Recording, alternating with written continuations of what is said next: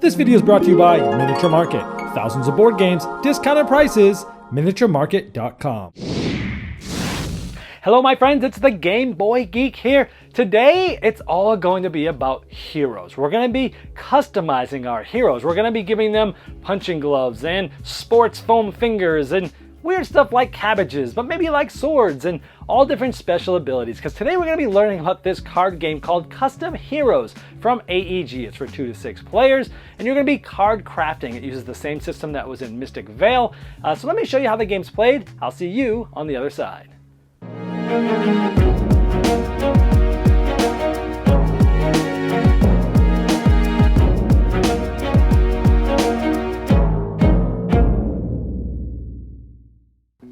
At the beginning of Custom Heroes, everyone gets a player shield, and here's some of the art style that's in the game.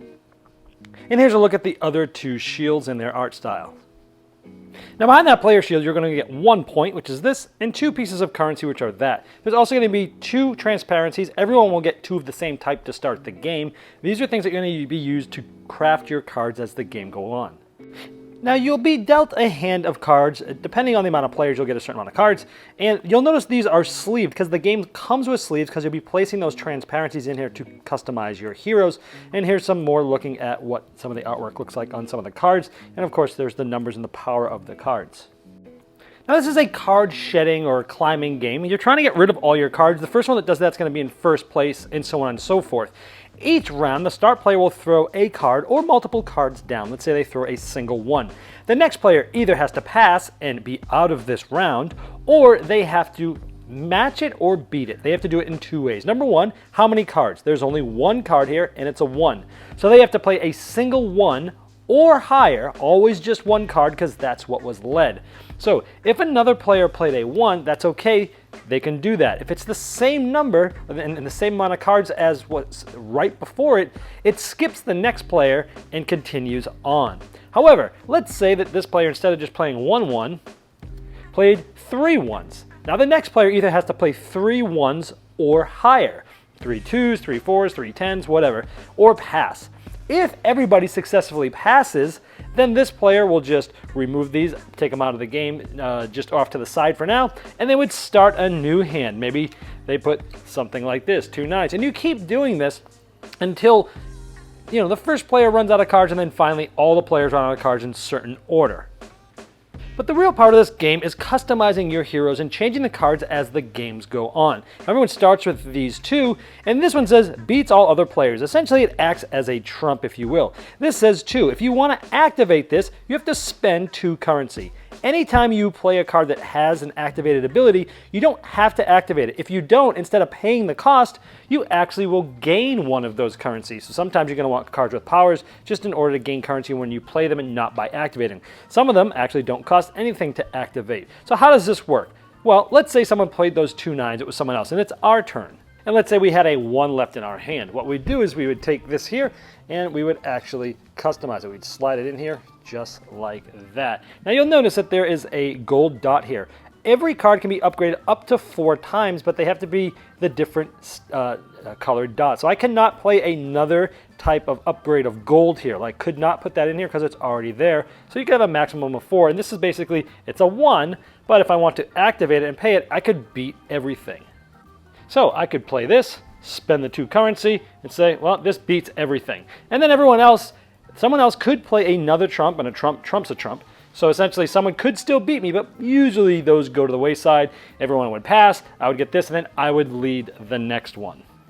Now, how this works scoring-wise, let's say we're playing with 4 players. The first player to go out is going to get 5 points, no currency, and 1 new transparency. While we showed you how those transparencies work, there's a whole deck of them in here. You would just basically get 1 randomly, put it behind your shield. You'd be able to use it on future turns.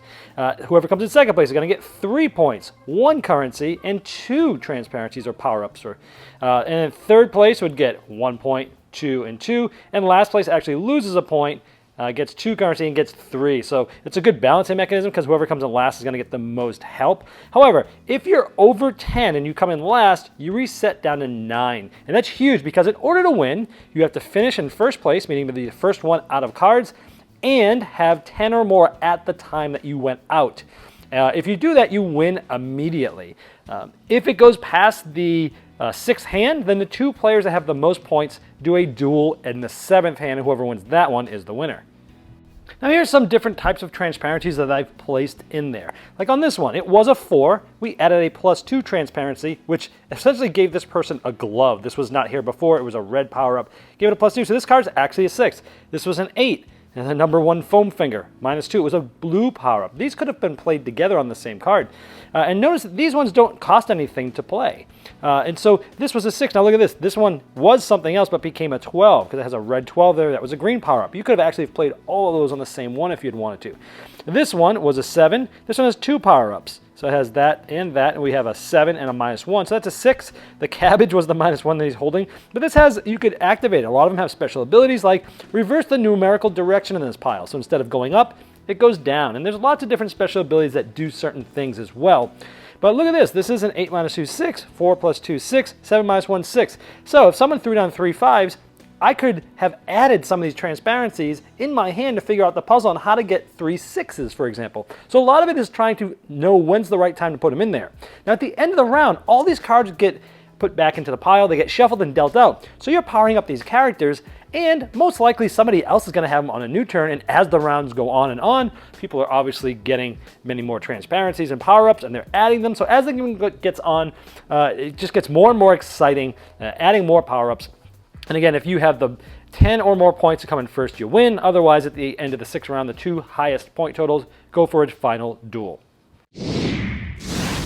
Now, Custom Heroes. I originally played this at Gamma in March back in Vegas, and I really enjoyed the game.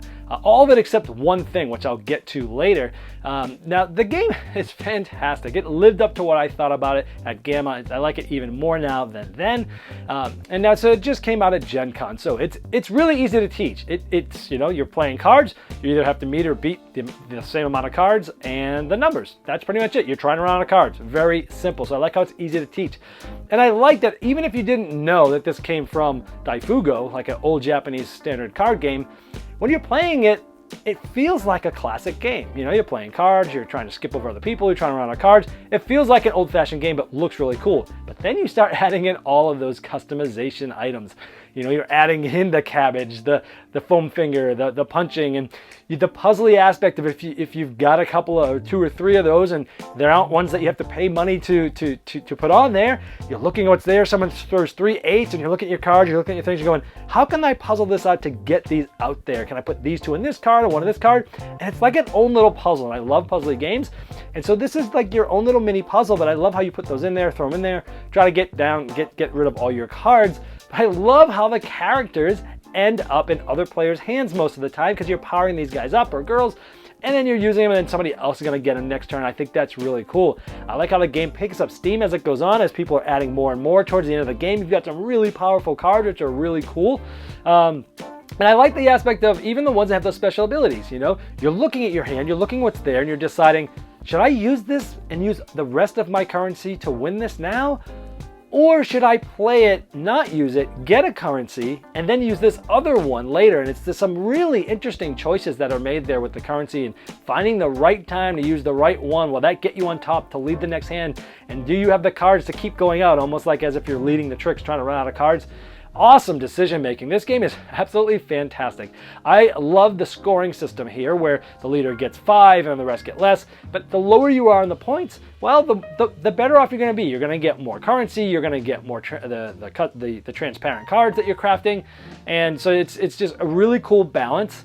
So I really liked it. If this game had been the first game from EG from the card crafting system, I think it would have been even more mind blowing. The fact that they took Mystic Veil, which people thought was a cool idea, I think most people are going to like this a lot better, even though it's very different, but I think it uses this system in a much more clever way.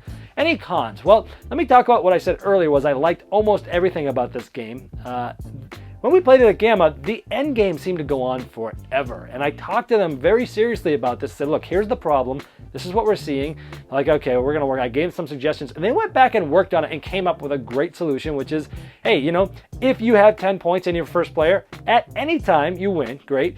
But if after the 6th hand, someone hasn't won, the 7th hand is a duel against the 2 most players, and that's great, because in a couple of games we played at Gamma, I was at like 18 points, but I couldn't come in first, because every time I kept winning, I would get 2nd or 3rd, and I couldn't quite win by having all the points, and it just seemed to drag on forever. So I'm glad that this is there.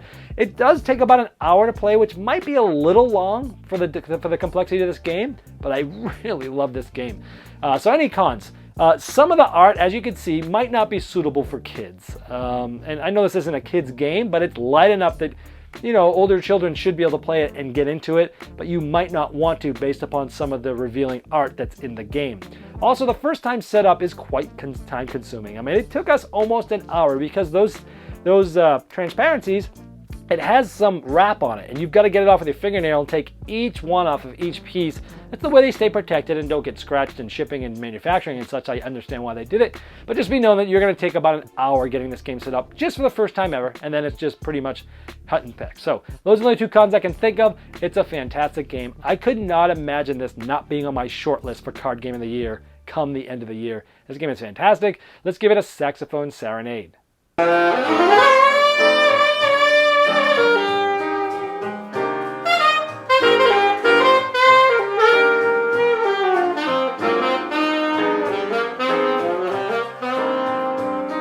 This video was sponsored by Miniature Market's Review Corner. The Review Corner features podcasts, video, and written game reviews by gamers for gamers.